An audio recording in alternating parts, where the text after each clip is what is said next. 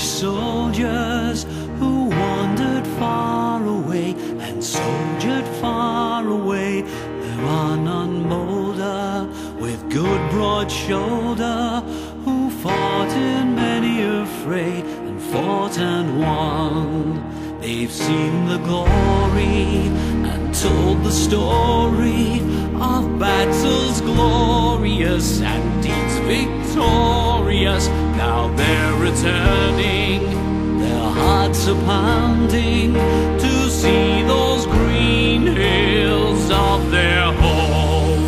Because these green hills are the Highland Hills, and the Island Hills, they are my hills. As fair as these green forum hills may be, they are not the hills of home.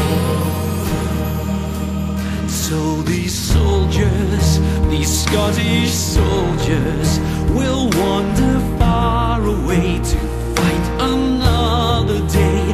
And on a hillside, a Scottish hillside, they'll hear a piper play them home.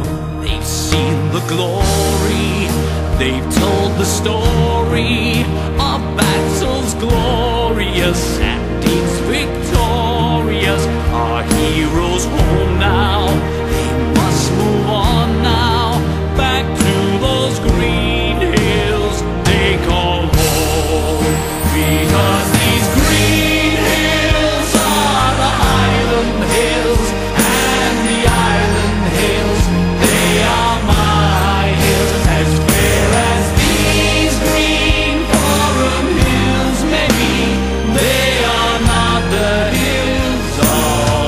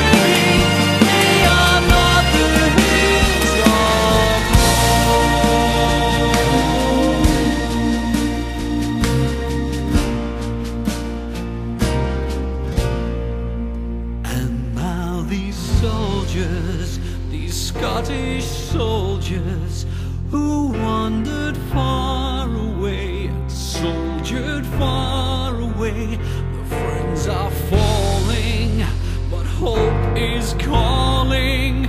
The fight for freedom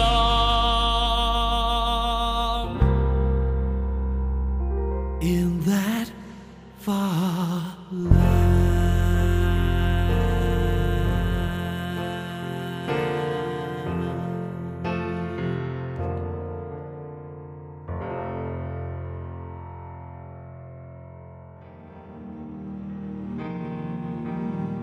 Sergeant Stuart Pearson from East Kilbride won a Queen's Gallantry Medal for his extraordinary bravery when trying to save a severely wounded comrade in Afghanistan in 2006. This is his story in his own words. We got down to my friend Stuart, who was being treated.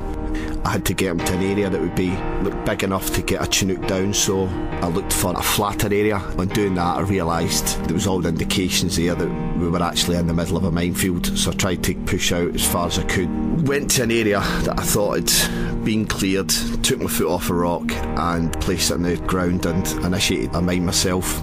So I got blown up a bit, thrown round, landed, and I looked down to see what was missing. The leg was gone about top of boot height. It was just the top lace of my boot still attached to my remaining leg. One of the Fusiliers with is Andy Barlow. He came running over. I threw him a tourniquet to put on my leg, and as he was doing that, I just got morphine out straight away and stabbed myself with morphine in my good leg. And then Mark Wright and Alec Craig, the medic, came running over to me, and he carried on with first aid. More or less after that, things get a bit blurry because the amount of morphine I actually took. So after that, I just remember a Chinook actually coming down, and on its way down, the guys were running over with Stu Hale carrying him in a stretcher. And as it was near the ground, a third mine got initiated. That blasted Mark, who was covering me from the downdraft itself. He got blown back, and Alec Craig got some of that as well, and it injured my good leg, my right leg. That Chinook then flew off, and Mark, he was really badly injured then, but he still managed to keep in touch, basically brief us up about what was happening, and eventually said that Black Ops were coming, been released by the Americans. They were coming from Kandahar, but it would be a good hour or so before they actually got there. Somebody threw me a bottle of water.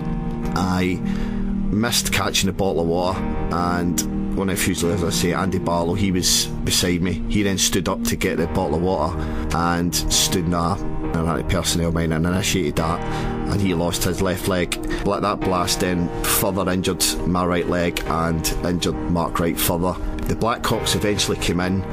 There was two of them. They came in one at a time. I think Stu Hale was flown out first by the Black Hawks.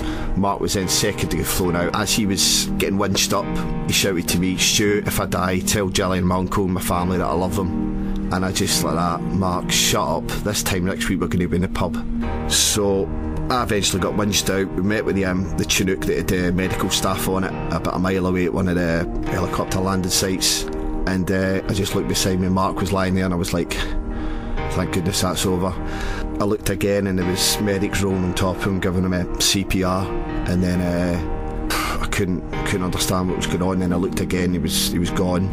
Unbeknown to me, he'd actually died then, and he was placed in the body bag. And then we got flown back to Bastion and got immediate medical treatment, where I was my leg was amputated further up to stop gangrene, etc. So I was taken off above the knee, and then there was further operations before we were flown back to Birmingham.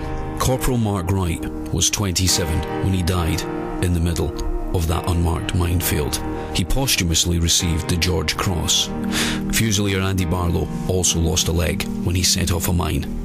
Many who return home have lost something, whether physical, mental or emotional. Help for Heroes is there for them. Thank you for supporting them.